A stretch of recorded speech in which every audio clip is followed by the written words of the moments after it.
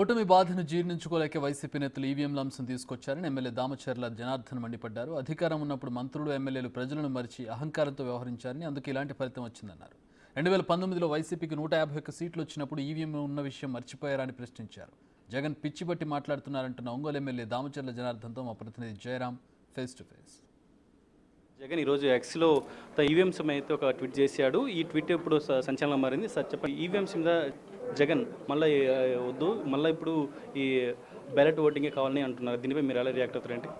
అదే సైకో జగన్కి మతిపోయింది. ఇప్పుడు మొత్తానికి మతిపోయి ఇంట్లో కూర్చొని అటు తండ్రి లేడు, బాబాయ్ లేడు, చెల్లి లేదు, అదేవిధంగా బాబాయ్ కూతురు లేదు, ఇంకో చెల్లి లేదు, ఇంట్లో పెళ్ళాము ఇతను కూర్చొని పార్టీ వాళ్ళు కలిసేది కూడా లేకపోవటం వల్ల మతి భ్రమించి మాట్లాడుతూ ఉన్నాడు.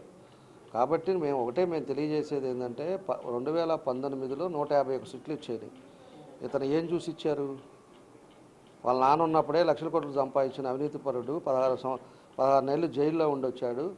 ఆల్రెడీ కేసుల్లో ముద్దాయి ఉండేవాడు. బెయిల్ మీద తిరుగుతుండే వ్యక్తిని 151 సీట్లు ఇచ్చారు ఈ రాష్ట్ర ప్రజలు. అప్పుడు లేదా ఈవీఎం, ఇప్పుడు వచ్చింది ఆ ఈవీఎం మిషన్స్ అంతా కూడా ప్రాబ్లం అని. అందుకని అలాంటి జనాలు మర్చిపోయారు. అతను చేసిన శాస్త్రాలు మర్చిపోయారు. అతను చేసిన బిహేవియర్ ప్రజలు అర్థం చేసుకున్నారు. అసలు ఇతను పనికిరాడు, ఇతను ముఖ్యమంత్రి కాదు, దేనికి ఎలిజిబిలిటీ కాదు, కక్ష సాధింపులకి ఆస్తులు సంపాదించుకోవడానికి అతను పార్టీ పెట్టి వచ్చాడు అనేది ఈరోజు పూర్తిగా ప్రజలకు అర్థమైంది. కాబట్టే 151 మధ్యలో 5 తీసేసి 2 అంకెలు ఇచ్చారు. అది అతని పరిస్థితి. ఈరోజు ఈవీఎంలు లేవు, ఈవీఎం ప్యాటర్న్ అది ప్రాబ్లం ఉంది, లేకపోతే ఇది ప్రాబ్లం ఉంది అని చెప్పేసి అనుకున్నంత మాత్రాన జరిగేది ఏంలే. అది తొందరలోనే జైలుకి వెళ్ళబోతాడు. పాత కేసులు ఓపెన్ అవుతాయి. ఈడ తిన్న డబ్బులన్నీ కూడా కక్కిస్తాం. ఎవడెవడు ఎక్కడెక్కడ అవినీతి చేశారో అన్నీ కూడా కక్కిస్తాం. పంపలేం, ఎప్పుడే అయిపోవాలా, 5 రోజులే అయింది. అన్నీ కూడా చేసిన యదవ పనులు చేసిన వాళ్ళందరూ కూడా అనుభవించి తీరాల్సిందే. వైసీపీ ఇప్పుడు ఎందుకు ఈ డ్రామాని చేస్తుంది ఉంటారు ఈవీఎంస్పై? అదే ఆడు హైదరాబాద్లో ఉన్నాడు, అతను అడగండి. అతను తెగ మాట్లాడాడు కదా, ప్రతిదానికి ఏకవచనాలతో మాట్లాడాడు. బచ్చా అంటాడు నన్ను. ఏడి బచ్చా ఏడు ఇప్పుడు?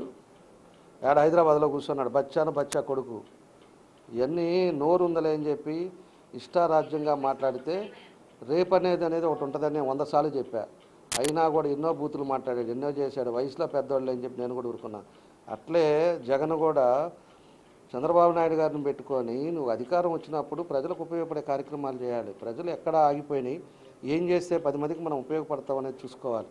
అంతే తప్పితే అలా మనమే హోలెన్ సోలు, మనమే ఇంకా జీవితాంతం రాజు మనమే అనుకొని ఎప్పుడైతే అహంకారానికి పోతారో వాళ్ళ చెంచాగాల చేత ఇష్టారాజ్యంగా మాట్లాడించి ఎన్ని రకాలుగా ఎన్ని భాష మాట్లాడారో ఈరోజు ప్రజలందరికీ కూడా తెలుసు. ఎవరో తెలియదు. అప్పుడు ఆనందపడ్డాడు, కూర్చొని నవ్వుకుంటా కూర్చున్నాడు. ఈరోజు ఏడుస్తాడు. అంటే కాలం ఎంత ఫాస్ట్గా ఉంటుంది అనేది ఇవన్నీ కూడా ఒక నిదర్శనం. ఎప్పుడు కూడా మన అద్దుల్లో మనం ఉండి మన బిహేవియర్లో మనం ఉన్నప్పుడు అది ఎప్పుడు కూడా ఒక ఆలబడితే ఓడిపోయినా గెలిచినా రాజకీయాలు అనేది శాశ్వతం కాదు. అప్ అండ్ డౌన్స్ ఉంటాయి. ఉండేటప్పుడు పరిస్థితులను బట్టి మనం చేసే పనులను బట్టి మనకంతా కూడా ప్రజలు కూడా గుర్తుపెట్టుకుంటారు. అంతేగాని ఇవాళ ఏదో ఉందలే వచ్చిందిలే అని చెప్పి అహంకారం పోయి ఎదుటి మనుషులను ఇష్టం వచ్చినట్టు మాట్లాడటం, ఎదుటి మనుషుల మీద కేసులు పెట్టడం, ఎదుటి మనుషుల్ని ఇబ్బందులు పడితే ఆనందపడటం, ఇలాంటివి జరిగిన వాళ్ళందరూ కూడా ఇలానే మాట్లాడుతూ ఉంటారు.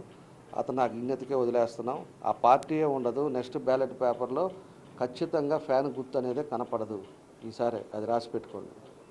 ఇది మొత్తానికి ఈవీఎంస్ మీద జగన్ చేసిన కామెంట్స్ను ఒంగోలు టీడీపీ ఎమ్మెల్యే దామచర్ల జనార్దన్ అయితే తీవ్రంగా ఖండించారు. వైసీపీ పతనానికి జగన్ కారణం అని కూడా ఆయన చెప్తున్న పరిస్థితి. వీడియో జర్నలిస్ట్ చంటితో జయరాం.